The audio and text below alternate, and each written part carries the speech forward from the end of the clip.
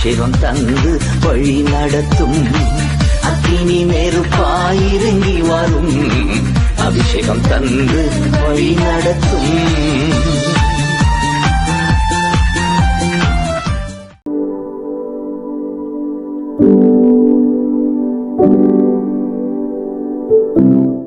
இந்த நாளிலே கூட ஆவியானவர் ஒருவரே என்பதற்கு அடையாளமாக அருமையான சிஸ்டர் இன்ட்ரடக்ஷன் கொடுத்தாங்க. குருத்தோலை ஞாயிறு என்பதற்கு அர்த்தம் என்னன்னு. அதில் இந்த பிரசங்கத்தின் பாதி பிரசங்கம் அவங்க முடிச்சிருக்கிறாங்க. கர்த்தருக்கு ஸ்தோத்திரம். கர்த்தர் அவ்வளோ ஒரு உண்மையான தெய்வம், ஒன்றான ஆவி, ஒரே பிதாவானவர், ஒரே தெய்வத்தை நாம் திரியேக தெய்வத்தை வணங்குகிறபடினால் ஆவியானவர் நம் மத்தியிலே உலாவி கொண்டிருக்கிறபடினால் அந்த வார்த்தைகளை கர்த்தர் நம் வாயிலே வைக்கிறார். அவர்தான் நம் வாயின் வழியாக அவரை வெளிப்படுத்தி கொண்டிருக்கிறார். அவருடைய ஸ்தோத்திரம். இந்த நாளிலே சொல்லப்பட்ட வசனங்கள், சிஸ்டர் மூலமா சொன்னப்பட்ட வசனங்கள், அநேக வசனங்கள் என்னுடைய பிரசங்கத்திலே உண்டு. அதில் விசேஷித்த விதமாக சகரியா 9:9 எப்பொழுது எழுதப்பட்டது, எதற்காக எழுதப்பட்டது என்று ஒரு சிறு இன்ட்ரடக்ஷன். இஸ்ரவேல் ஜனங்கள் பாபிலோனுக்கு சிறைப்பட்டு போன பின்பு 70 வருஷங்கள் பிறகு அவர்கள் விடுதலையாக்கப்படுகிற சமயம் வந்த போது சகரியா தீர்க்கதரிசியின் மூலமாக கர்த்தர் அந்த ஜனங்களுக்கு ஒரு நல்ல ஆறுதலான வார்த்தைகளை தீர்க்க தரிசனமாக உரைக்கும்படியாக சகரியா தீர்க்கதரிசி எழுப்புகிறார். அதன் வழியாக வந்த வார்த்தை தான் சகரியா 9:9 சீயோன் குமார்த்தியே மிகவும் களிக்கூறு, எருசலேம் குமார்த்தியே கெம்பீரி, இதோ உன் ராஜா உன்னிடத்தில் வருகிறார். அவர் நீதி உள்ளவரும் ரட்சிக்கிறவரும் தாழ்மை உள்ளவரும் கழுதையின் மேலும் கழுதை குட்டியாகிய மரியின் மேலும் ஏறி வருகிறவருமாய் இருக்கிறார். இங்க பார்த்தா பாருங்க, சீயோன் குமார்த்திகளை குறித்து தான் இப்பொழுது நான் பேச விரும்பினேன். ஆகவே அதில் உள்ள சில கருத்துக்களை சொல்வதற்கு முன்பதாக, அங்கு எப்படிப்பட்டவராய் சீயோன் குமார்த்தின் இடத்திலே கர்த்தர் கழுதையின் மேல் ஏறி வருகிறார் என்றால், அவர் நீதி உள்ளவரும் ரட்சிக்கிறவரும் தாழ்மை உள்ளவரும், நீதியை செய்கிற கர்த்தராக, விடுவிக்கிற தன்னுடைய ஜனங்களுக்காக நீதியை செய்கிறவரும் தன்னுடைய ஜனங்களை ரட்சிக்கிறவரும், அவர் தாழ்மை உள்ளவராய் கழுதையின் குட்டியின் மேலே அவர் ஏறி வருகிறார். அப்போ அவர் நீதியை செய்வதற்கும் ரட்சிக்கிறதற்கும் அவர் எதை தெரிந்து கொண்டார் என்றால், தாழ்மையை தரித்து வருவதற்காக அந்த கழுதையை தெரிந்து கொண்டார்.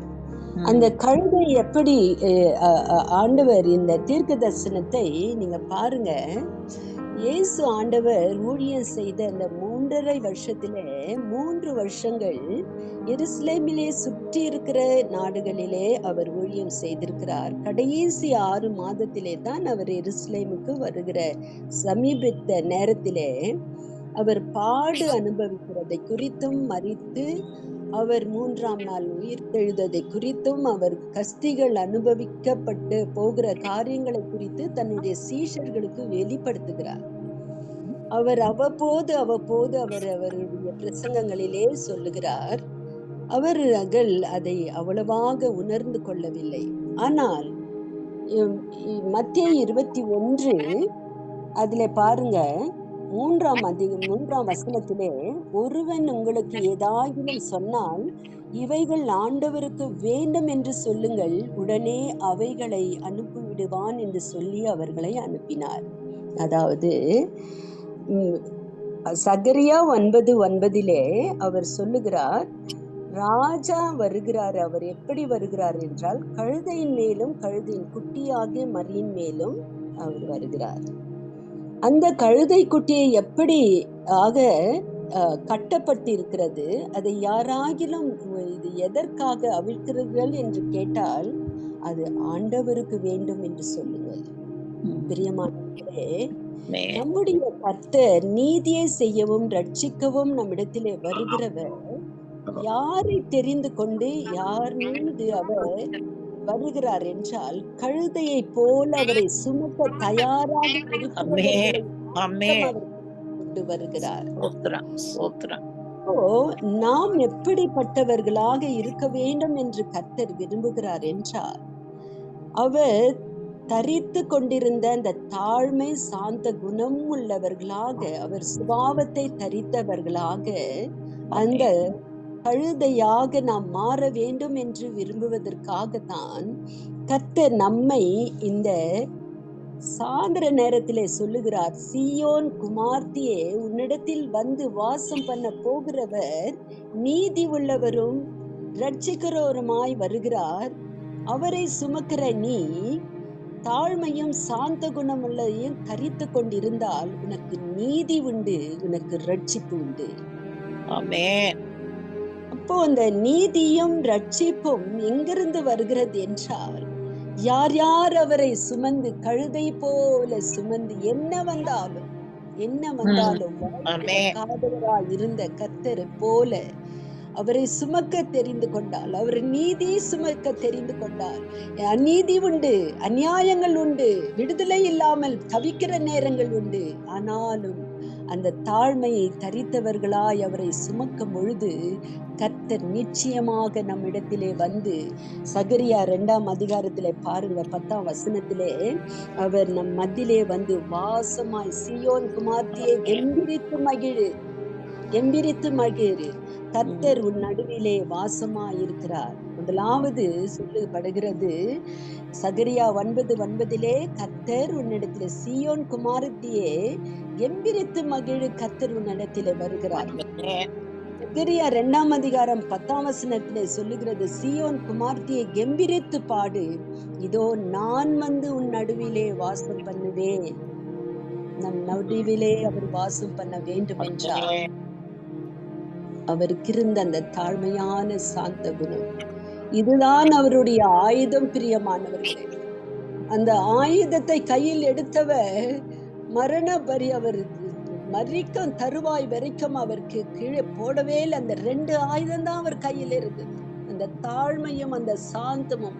அந்த முகத்தை பாருங்க, எந்த படத்துல பாருங்க, எந்த விக்கிரகத்தையும் பாருங்க, நம் தெய்வத்தினுடைய படத்தையும் பாருங்க, அந்த சாந்தமான குணம் தான் அடையாளமா இருக்கும் அந்த முகம். நமக்கு குறிய அந்த 2 ஆயுதங்களை கர்த்தர் வைத்திருந்தது போல நமக்கும் அந்த சாயந்தர நேரத்திலே நம்மிடத்திலும் எதிர்பார்க்கிறார். நம் யார் என்றால் அவருக்கு தேவைப்படுகிறவர்கள். ஆண்டவருக்கு தேவை என்று சொல்லுங்கள். ஆண்டவருக்கு தேவையான கழுதைகளாக இந்த உலகத்திலே வாழ நம்மை அழைக்கிறார். ஆனா அழைத்தவர் நம்மை எப்படி கூப்பிடுகிறார்? கழுதை என்று கூப்பிடவில்லை, சீயோன் குமார்த்தியே என்று கூப்பிடுகிறார். நம்முடைய பிள்ளைகள் மிகவும் நமக்கு ரொம்ப கூப்பிடுறோம், செல்லோன்னு கூப்பிடுறோம், மகளேன்னு கூப்பிடுறோம். அதான் இந்த சாயந்தர நேரத்திலே நம் இணைந்து வந்திருக்கிற ஒவ்வொருவரையும் மிகவும் செல்லமாக கூப்பிடுகிறார். சீயோன் குமார்த்தியே, நான் உன்னிடத்திலே வருகிறேன். நான் எப்படி வருகிறேன் என்றால், உன்னிடத்திலே நீதி செய்கிறவராய் உன்னிடத்திலே வருகிறேன். வந்து என்ன செய்வேன் என்றால், சகரியா 2ஆம் அதிகாரம் 10ஆம் வசனத்திலே சொல்லுகிறார், உன் நடுவிலே நான் வாசம் பண்ண வருகிறேன். நம் நடுவிலே அவர் வாசம் பண்ண வந்து விட்டால் போதும். பிரியமானவர்களே, நமக்கு எதிரான ஆயுதங்கள் எதுவும் வாய்க்காதே போகும். நமக்கு எதிராய் நிற்கிற யாவும் ஒரு நாள் இல்லாவிட்டாலும் ஒரு நாள் அது மடங்கடிக்கப்படுவதை நாம் கண்கள் காணும். இந்த சாயந்தர நேரத்திலே அருமையாய் நம்முடைய தகப்பனாகிய இயேசு ஆண்டவர் நம்மை பார்த்து சொல்லுகிறார், சீயோன் குமார்த்தியே, நீ கெம்பீரித்து பாடு, ஏனென்றால் உன்னிடத்தில் வருகிறேன். நான் எதற்காக என்றால், உனக்கு உன்னுடைய நீதியை வெளிப்படுத்த வருகிறேன், உன்னை ரட்சிக்க வருகிறேன். ஆனால் என்னிடத்தில் இருக்கிறது என்ன தெரியுமா? உன்னை ரட்சிப்பதற்கும் உன்னுடைய நீதியை வெளிப்படுத்துவதற்கும் நான் உபயோகப்படுத்துகிற 2 காரியம் எது தெரியுமா? அந்த தாழ்மையும் சாந்த குணம் தான். உனக்கு எந்த அநீதி ஏற்படுத்தாலும், உனக்கு எந்த அநியாயம் இந்த உலகத்திலே நடந்தாலும், நீ எப்படி இருக்க வேண்டும் என்றால் அந்த தாழ்மை அணிந்து கொண்டு அந்த சாந்த குணம் உள்ளவளாய் இருக்க வேண்டும் என்று அப்படிப்பட்டவர்களை தான் பார்த்து கர்த்தர் சொல்லுகிறார், சீயோன் குமாரத்தியே, நீ கம்பீரித்து பாடு, உன்னிடத்தில் வந்து நான் உனக்கு நீதி செய்யட்டும், உனக்கு ரட்சிப்பு உண்டாகட்டும், நான் உன்னிடத்தில் வாசம் பண்ண வேண்டும் என்று அவர் கர்த்தர் விரும்புகிறார். அதே போன்று ஏசாயா பாருங்க 12ஆம் அதிகாரத்திலே கர்த்தர் சொல்லுகிறார், சியோனில் வாசமாயிருக்கிறவளே, நீ சத்தமிட்டு கம்பீரு, இஸ்ரவேலின் பரிசுத்தர் உன் நடுவில் பெரியவராயிருக்கிறார். நாம் சிறுமைப்பட்டவர்களைப் போல கழுதை மிகவும் சிறுமைப்படுத்தப்பட்ட ஒரு மிருகம்.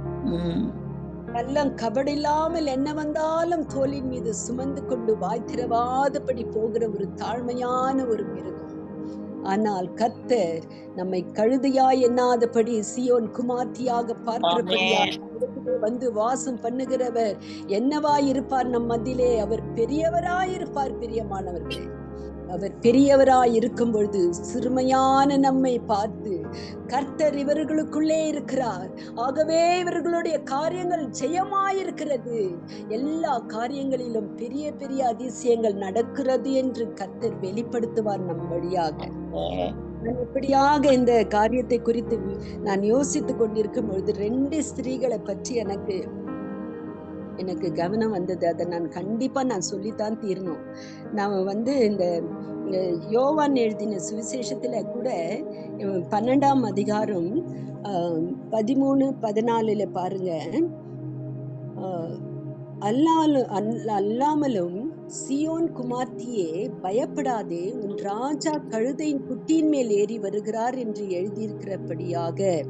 அப்படி என்றால் அவர் எப்படி வருகிறார் என்றால், அதுக்கு முன்னால வசனத்துல ஜனங்கள் எல்லாரும் ஓசன்னா என்று பாடி ஸ்தோத்திரிக்கப்பட்டவர் என்று ஆர்ப்பரித்தார்கள்.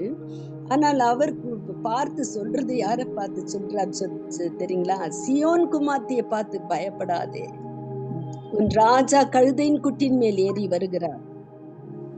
இப்போ இந்த ராஜா கழுதையின் குட்டியின் மேல ஏறி வருகிற காரணம் என்றால், அவர் பெரியவராயிருந்தும் ராஜாதி ராஜாவாயிருந்தும் கழுதையின் மேல் வர அவர் நம்மை கழுதையாக தெரிந்து கொண்டிருக்கிறார். பிரியமானவர்களே, இதிலே பாருங்க 12ஆம் அதிகாரத்திலே 3ஆம் வசனத்திலே, அப்பொழுது மரியாள் வெளியேற பெற்ற கலகமில்லாத நலதம் என்னும் தைலத்தில் ஒரு ராத்தல் கொண்டு வந்து அவர் அதை இயேசுவின் பாதங்களில் பூசி தன் தலைமயிரால் அவருடைய பாதங்களை துடைத்தால் அந்த வீடு முழுவதும் தைலத்தினால் பரிமளத்தினாலும் நிறைந்தது.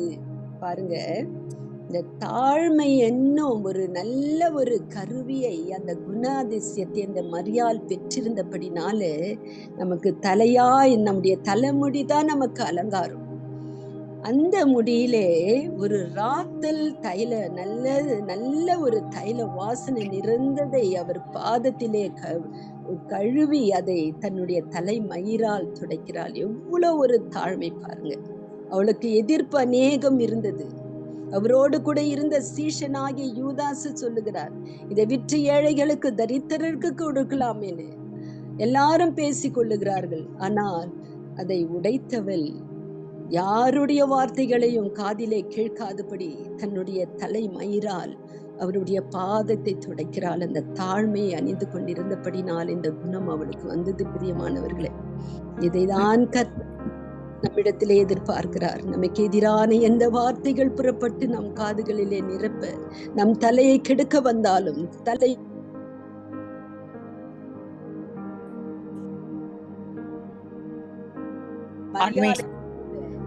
அவருடைய நம்ம இடத்தில் உள்ள நல்ல வாசனை நிறைந்த நல்ல குணங்களை, தாழ்மையான குணங்களை, நல்ல ஒரு சாந்தமான குணத்தை வெளிப்படுத்துவோமானால் நம்முடைய வழியாக அந்த அதிசயம் நல்ல வாசனையாய் நம்முடைய குடும்பத்திலும் நம்முடைய சபையிலும் நம்மை சேர்ந்த மக்கள் மத்தியிலே வீசுவோம். பிரியமானவர்களே, ஆனால் துன்பங்கள் வரலாம், துக்கங்கள் வரலாம், நமக்கு ஏவப்படுகிற அநேக துர்மார்க்க காரியங்கள் துஷ்டமாய் வரலாம். ஆனால் காதிலே கேட்டுக்கொள்ளாத மரியாள் தன்னுடைய தலைமுடியை எடுத்து அவளுடைய பாதத்தை துடைத்து அவரிடத்திலே அதிகமான ஆசீர்வாதங்களை பெற்றவளாய் நின்றது போல நாமும் என்ன வந்தாலும் நீதியை செய்கிற கர்த்தர், நம்மை ரட்சிக்கும்படியாக வந்த கர்த்தர் நம்மை உயர்த்த வல்லமை உள்ளவராய் இருக்கிறார் என்ற அந்த தாழ்மையை நாம் வெளிப்படுத்தும் பொழுது கர்த்தர் நம் மத்தியிலே வாசம் செய்து நம்மிலே அவர் பெரியவராய் வெளிப்படுவார். பிரியமானவர்களே,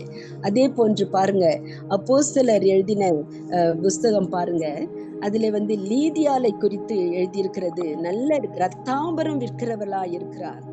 16ஆம் அதிகாரம் 14ஆம் வசனத்துல பாருங்க, அவள் தேவனை வணங்குறவளுமாய லீதியாள் என்னும் பேருள்ள ஒரு ஸ்திரீ கேட்டுக்கொண்டிருந்தாள். கேட்டுதான் இருந்தாங்க. ஆனா அவருக்கு கர்த்தர் அவளுக்கு என்ன பண்ணார் என்றால், ரொம்ப எனக்கு ஆச்சரியமா இருந்தது. அவள் இருதயத்தை கர்த்தர் திறந்தருளினார்.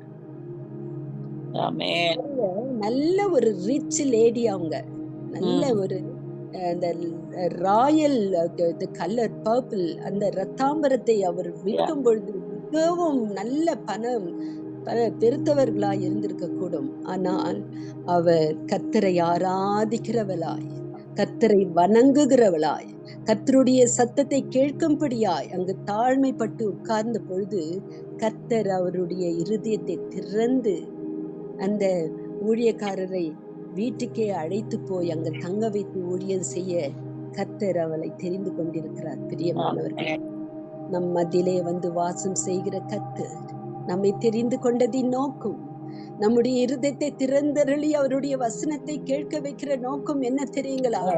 நமக்காக கொடுக்கப்பட்டிருக்கிற அநேக காரியங்களிலே அநேகருக்கு பகிர்ந்தளித்து இருதயத்தை திறந்து நம்ம யாருக்கெல்லாம் நம்முடைய வார்த்தைகளை, கர்த்தருடைய வார்த்தையை பகிர்ந்து கொடுக்க நம்ம கையில ஆனவைகளை கொடுக்கிறோமோ அங்கே கர்த்தர் வாசம் பண்ணி நம்மை செய்கிறவராயிருக்கிறார். நம்ம இப்படிப்பட்ட சகோதரிகளை தான் பார்த்து கர்த்தர் சொல்லுகிறார், சியோன் குமார்த்தியே நீ கம்பீரித்து பாடு, நீ மிகவும் மகிழ்ந்து களி கூறு என்று சொல்லி நம்மிடத்திலே வந்திருக்கிறவர் நம் மத்தியிலே வாசம் பண்ணுகிறவராயிருக்கிறார்.